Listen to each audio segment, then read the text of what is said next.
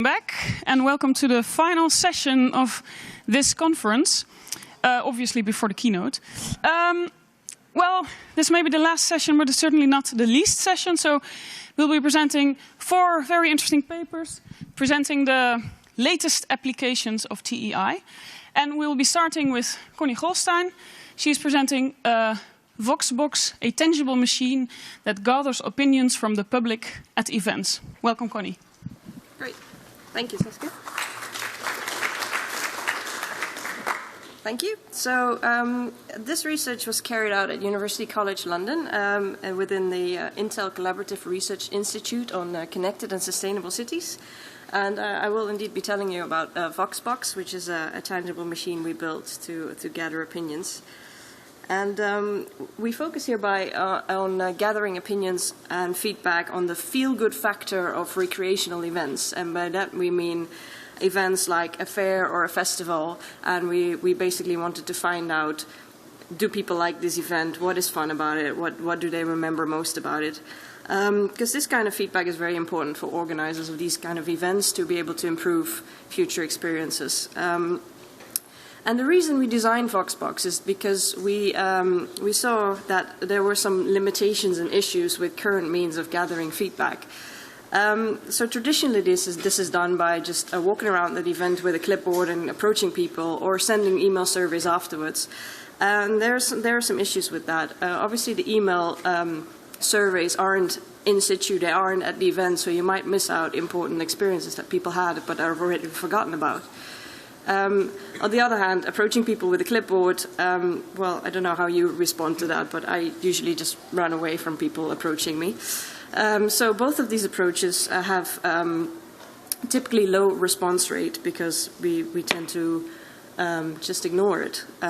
So to illustrate this, you remember that at the conference we had to hold up these pink cards and play a game together? That was fun, wasn't it? But on the back of these cards, there was also a feedback form. And what happened? Lo and behold, these poor abandoned feedback forms. They just... Oh, that's great, that's great. But I just wanted to make a point. So you can have this back as well.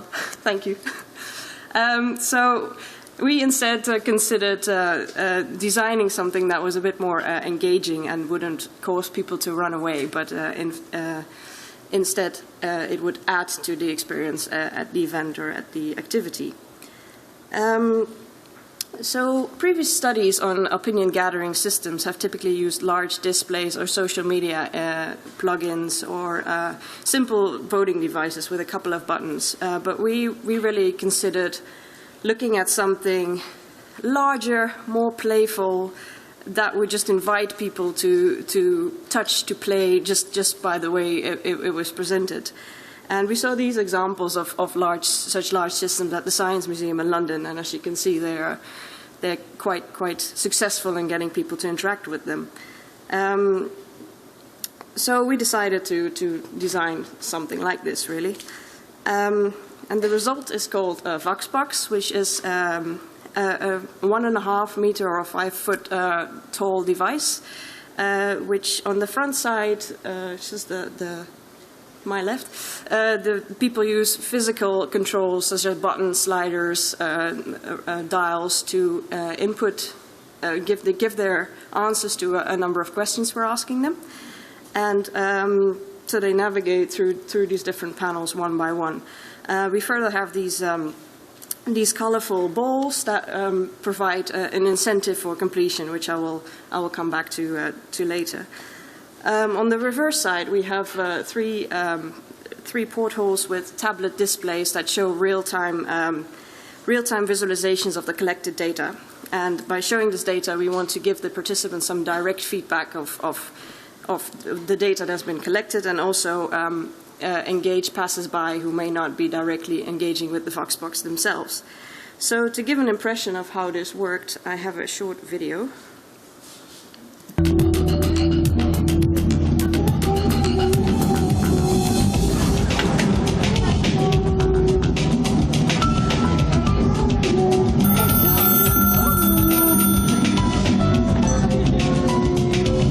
One final question.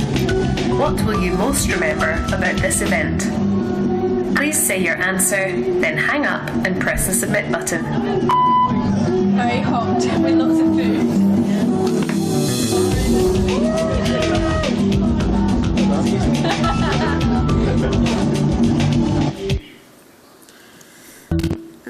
Sorry. So you see that this worked quite well. She was quite happy with her ball at the end.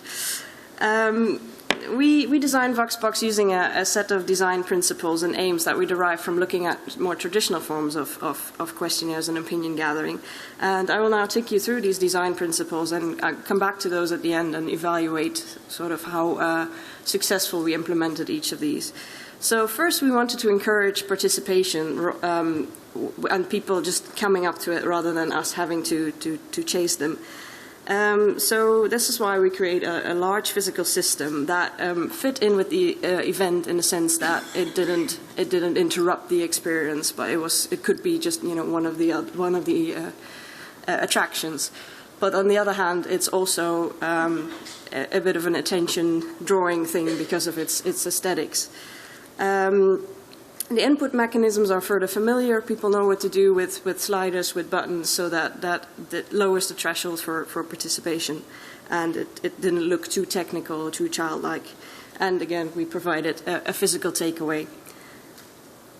Second, we grouped similar questions, which is a common approach in questionnaires. So this helped to make the question or our survey less visually intimidating, and it also provided a logical flow of questions. So we had each group of questions had its own input mechanism. So first we had a panel with demographics questions, which used push buttons. So we asked them, for example, their age, their gender, where they're from. Second, we had a panel with sliders, which were semantic differential scales about their mood. So we asked them, for example, to rate their mood between excited and bored, or inspired and indifferent.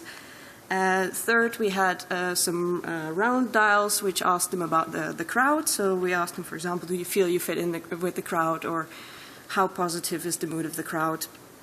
And fourth, there were these spinners that asked them about the event itself. So if they felt, for example, that the event provided a positive experience, and they were really physical forms of Likert skills. And the final panel, as you saw in the video, is a phone handset, and it rings by the time you reach that panel, and it asks you an open-ended question. So we try to further encourage completion and show progress, and both do this through the same mechanism of physically manipulating a tangible reward out of the system. So we had this tube at the side of the system that we designed, and each time you complete one of the panels that I showed you in the previous slide, your ball drops down one level, and at the end it falls out, and you can take it away. So in this sense, it's both a progress indicator because you can see how far along you are, and it's also hopefully we hope that people would keep going because they thought, oh, I'm almost there, I'm going to get my ball. Early design ideas about this had us looking at more directly linking the action of answering a question that would physically push something in and cause the ball to move forward, but we had to simplify this a bit for feasibility reasons. Then another problem with questionnaires is obviously the lack or shortness of answers to open questions. So we wanted to explore how we could change this. And literature has shown that when you give people a playful thing or a playful activity, they're often more willing to talk and give you and tell you what they think. So we decided to give that a try. So we implemented this phone handset to do exactly that. Then finally we found that there's often a disconnect between the researchers or the event organizers gathering opinions at the event, and then on the other hand, the people that give the answers. They don't often get to see what the results are, or they have to really go find them on a website somewhere. So we wanted to bridge this divide a little bit. And We did this by showing the results in real time on the device itself and also on our website, and by giving the people the balls, which also had the URL of the website on, we really tried to give them also a physical link and create a sense of that the results are quite literally rolling out of the system. So let me just briefly tell you something about the implementation. So we created VoxBox by making these plywood drawers with a laser cutter that fit into a set of IKEA shelving. I can really recommend using things like that. It's very handy.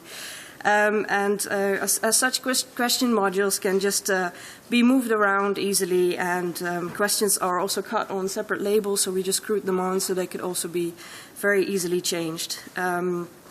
Each module consists of a front panel which had all the electronics. We used mostly off-the-shelf components, but we also created some ourselves, like the spinners. And we had each of the panels had an LED strip around the edge, which we lit up to show which panel was active, and they just went through them one by one. We used Arduinos to control the input and output. Each module had its own Arduino, and then we had one master Arduino that controlled all the others and activated them one by one, and that one also collected all the data and sent it to a back-end server and database using a Wi-Fi shield. So again, that structure also made it very easy to add boxes or change the sequence without having to change too much code. We have now deployed VoxBox at 4 different events. So one was a digital democracy conference, a one-day research conference, 2 Tour de France fan parks, and for those of you who don't know what that is, the Tour de France was in the UK last summer, and in London this was quite a big deal, so they had some festivals around that where people that loved the Tour de France could come together. And a Maker Hacker Festival in the UK as well.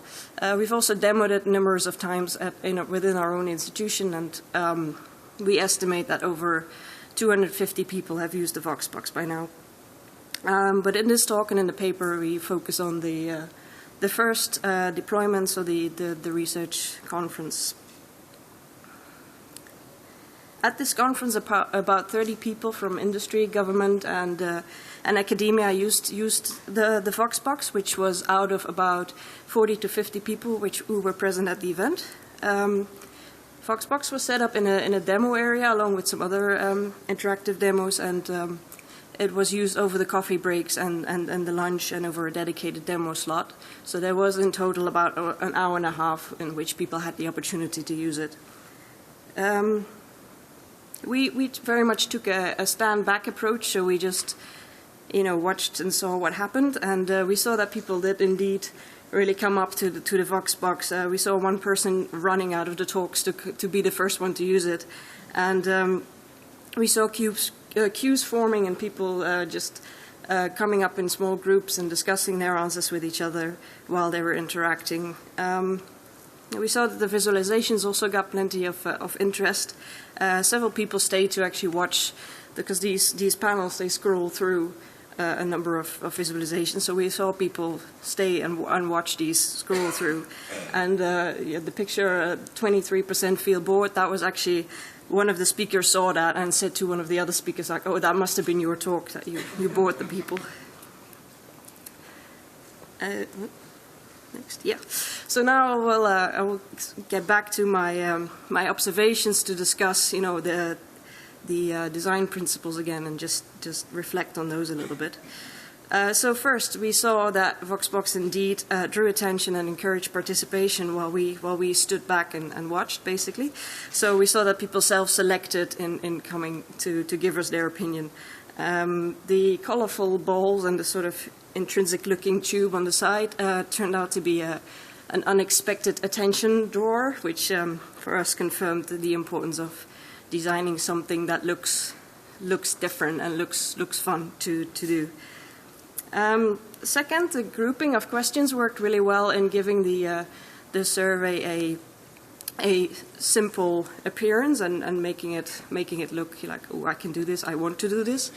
But people got a bit confused about the order in which they had to go through, which for us was a bit surprising because in traditional questionnaires, obviously, you also go through it in a fixed order.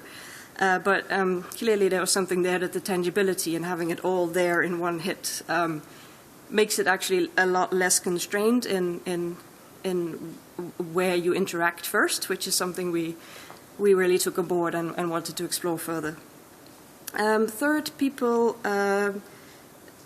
didn't always immediately see the tube at the side and the ball dropping down. They were always very pleasantly surprised afterwards when they got the ball, but they didn't always see it before. From that, we really saw that while the physical takeaway was a bonus, it wasn't the main incentive for people to keep going. But actually, the fun of the interaction was the main thing that brought them in and kept them to complete it. Fourth, we saw that the phone set definitely elicits some interesting responses to open questions. Out of all the people we had at the events, I think about 2/3 actually provided a meaningful response to the open question. Of the other 1/3 that didn't, there were also kids and people who don't speak English that well. So I think that's a pretty respectable result. We saw, for example, at the conference, we saw one person say, "What if there was an entry fee for this event? How much would you be willing to pay?" And this person figured they would sell their children and possibly their wives. So that was interesting. Finally, we tried to link the answering of questions and the seeing of the results. Again, as with the ball tube, we saw that not everyone noticed the visualizations at the back. So we think this link can be made stronger. So, for example, by adjusting the design so that there's less of a change in attention from front to back, or maybe making something that is a more of a tangible link of like, now go see your data. So again, this is something we want to explore further.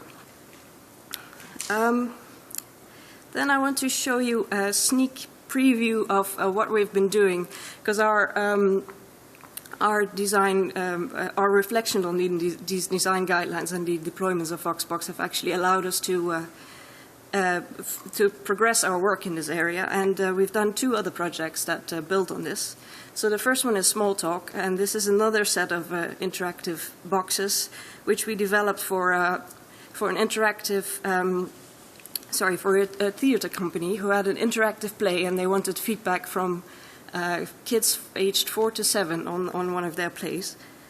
So we again developed a set of boxes which really simplified the interaction, and all the questions are really much more about the play itself. All the questions can further be listened to by pressing an audio button. So for kids who can't read yet, they can still participate. And finally, we had a video box at the end, because we noticed with the VoxBox that kids sometimes got a bit confused by the disembodied voice on the other side of the phone, and they'd be like, a bit like, Mom?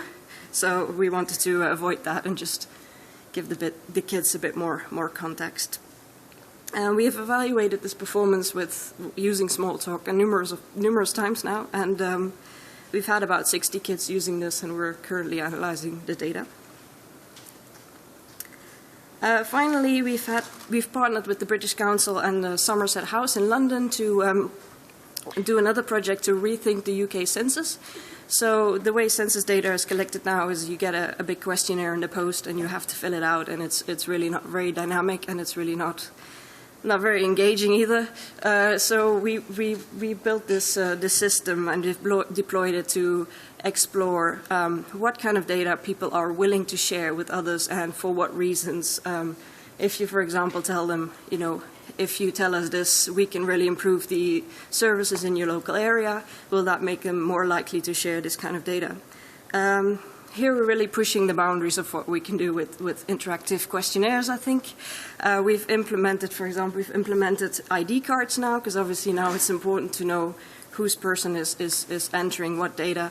And with these cards, people can again go to a visualization point of the data and see how their data compares to that of others, which is quite interesting.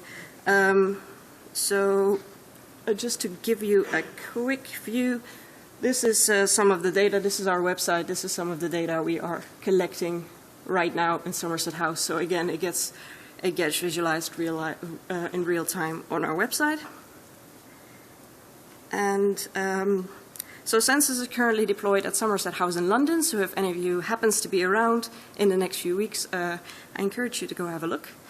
And with that shameless bit of self-promotion, I'd like to end and thank you all for your attention.